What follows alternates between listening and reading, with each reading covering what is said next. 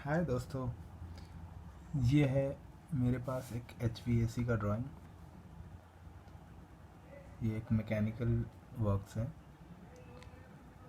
जैसा कि सब लोग जानते होंगे। HVAC means heat ventilation and air conditioning. ये HVAC का काम जितने भी कंपनियां होती हैं या जो भी होता है अपार्टमेंट वगैरह, उसमें अगर एसी का काम करवाना हो, ज़्यादातर ये IT कंपनियों में यूज़ होता है। इसे डक्टिंग का काम बोलते हैं। लेट सपोज ये होता है ड्राइंग। हम रीड कैसे करते हैं वो मैं बता रहा हूँ। सबसे पहले तो यहाँ पे 5 टीयर लिखा हुआ है। 5 टीयर मतलब 5 टीयर का डक्टेबल मशीन है। ये होता है फ्लैक्सिबल, सॉरी, कैनवस।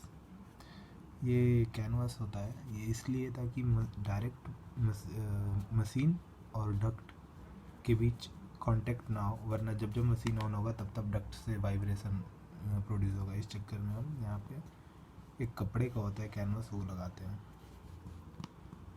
आगे 2 ब्रांचेस निकलते हैं, इधर जाके ख़त्म हो गया। एक इसे बोलते हैं हम लोग राउंड डक्ट, क्योंकि जब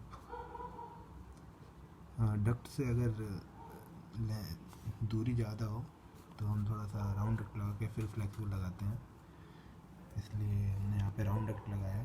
फ्लेक्सिबल लगा के ये होता है सप्लाई। ग्रीन कलर वाला सब ठंडा हवा निकलता है, रेड वाला रिटर्न लेता है। ये हो गया सप्लाई। डिफ्यूज़र फ्लेक्सिबल को जोड़ दिया। यहाँ पे बटरफ्लाई डैम्पर लगता है, उसे एडजस्ट करते हैं।